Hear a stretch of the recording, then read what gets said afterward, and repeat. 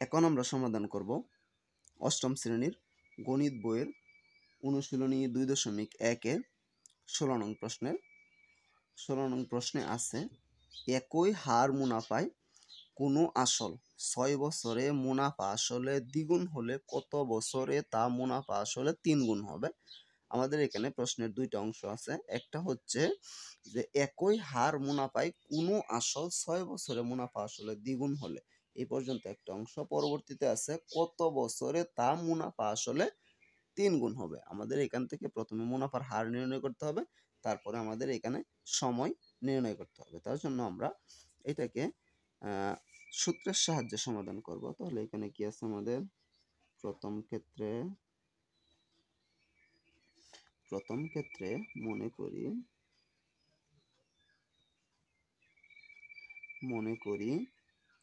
করি আসল পি সমান 100 টাকা। যেহেতু আমাদের এখানে মুনাফার হার আছে, মানে শতকরা বের করতে হবে, তাহলে 100 আসল 100 টাকা। সুতরাং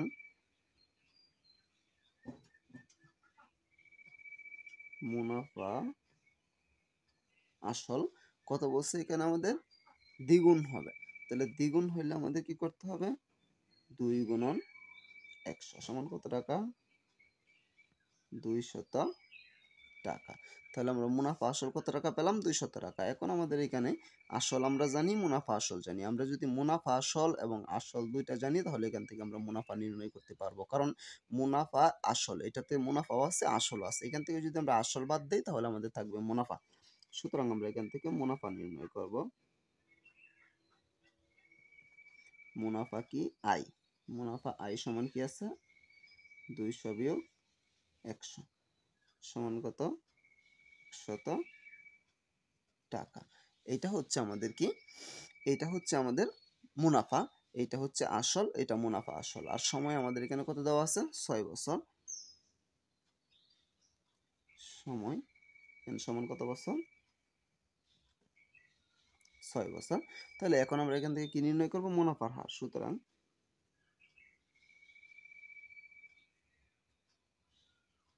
মুনাফার হার কি দ্বারা প্রকাশ করা হয়, আর দ্বারা। আর সমান সূত্রটা কি আছে, আই বাই পি এন গুণন 100। তাহলে এখন আমরা মানগুলা দিব। আয়ের মান কত আছে আমাদের, মুনাফা 100 টাকা। তাহলে আমাদের পির মান কত আছে, আসল, এটাও 100 টাকা, গুণন এন এর মান কত, 6 বছর, তার মানে এন এর জায়গায় 6 গুণন 100। তাহলে এই 100 এই 100 আমরা কেটে দিলাম। 6 কে যদি আমরা 2 দ্বারা ভাগ করি 3 বার, 100 কে 2 দ্বারা ভাগ করলে কত হয়, 50। তাহলে আমাদের এখানে 3 দ্বারা যদি আমরা 50 কে ভাগ করি, তাহলে আমাদের 16 দশমিক কিছু হবে। তাহলে আমরা এখানে দশমিক করব না, আমরা এভাবেই রেখে দিলাম। উপরে 50, নিচে 3, এত আমাদের টাকা, মানে 3/50 টাকা। এটা হচ্ছে কি আমাদের মুনাফার হার। এটা আমরা প্রথম ক্ষেত্রে পেলাম। এখন দ্বিতীয় ক্ষেত্রে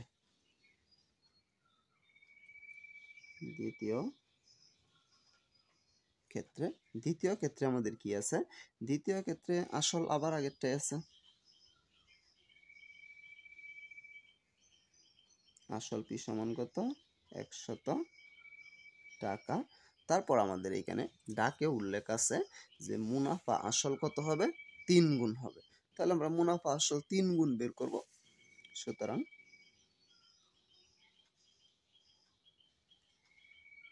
মুনাফা আসল সমান কত আছে, 3 গুণন 100 সমান কত টাকা, 300 টাকা। এটা পেলাম আমরা কি, মুনাফা আসল। পরেরটা যদি আমরা করি, সাইডে করতেছি আমি, তোমরা খাতায় নিচে করবা। তাহলে এখানে কি আছে, মুনাফা আসল আমরা কত পেলাম, 300 টাকা, আসল পেলাম কত টাকা, 100 টাকা। এখন আমাদের কি নির্ণয় করতে হবে, এখান থেকে মুনাফা আসল জানি, আসল জানি, তাহলে আমরা এখান থেকে মুনাফা নির্ণয় করতে পারবো। সুতরাং মুনাফা সমান আমাদের কি আছে, মুনাফা কি দ্বারা প্রকাশ করা হয়, আয় দ্বারা। মুনাফা আয় সমান 300 বিয়োগ 100 সমান কত আমরা পেলাম, 200 টাকা। এটা হচ্ছে আমাদের মুনাফা। এখন আমাদের এখানে আমরা জানি কি আসল জানি, মুনাফা আসল জানি আর মুনাফা জানি। এখন আমরা এখানে সময়টা আমাদের নির্ণয় করতে বলা হয়েছে, কিন্তু মুনাফার হার আমরা আগের অংশ থেকে পেয়েছিলাম, প্রথম ক্ষেত্র থেকে। তাহলে এখান থেকে আমরা মুনাফার হার লিখব। মুনাফার হার কি দ্বারা প্রকাশ করা হয়? আর সমান 3/50 টাকা। এটা হচ্ছে আমাদের মুনাফার হার। এখন আমরা সময় নির্ণয়ের সূত্রটা দিব। সুতরাং সময় n সমান আমাদের কি আছে সূত্রটা? I/P/R গুণন কত? 100। এটা হচ্ছে আমাদের সময় নির্ণয়ের সূত্র। তাহলে এখন আমরা আয়ের মান দিব। আয়ের মান কত টাকা পেলাম আমরা? 200 টাকা। তাহলে আয়ের পরিবর্তে দিব আমরা 200। পির মান কত? এই যে আমরা পির মান এখানে পেয়েছিলাম 100 টাকা। তাহলে আমরা পির মান দিব কত? 100 গুণ আর এর মান কত আছে? আর এর মান আছে আমাদের 3/50। কিন্তু আমরা যদি এটা এখানে লিখি যে উপরে 50 নিচে 3, তাহলে এখানে উপরে একটা ভাগ চিহ্ন, নিচে আরেকটা ভাগ চিহ্ন হইতেছে। তার পরবর্তী লাইনে আমাদের ভাগটাকে উল্টাইতে হবে। ভাগটাকে উল্টাইলে আমাদের কি জানি? উপরেরটা নিচে যায়, নিচেরটা উপরে যায়। তাহলে আমরা সরাসরি লিখে দিব উপরে 3, নিচে 50। এই যে নিচে লিখলাম আমরা 50, উপরে লিখলাম 3। তারপর আমাদের গুণন 100 যা আছে তাই।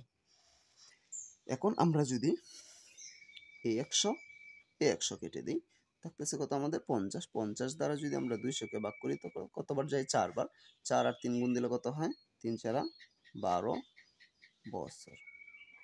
তাহলে আমাদের উত্তর কত বছর? 12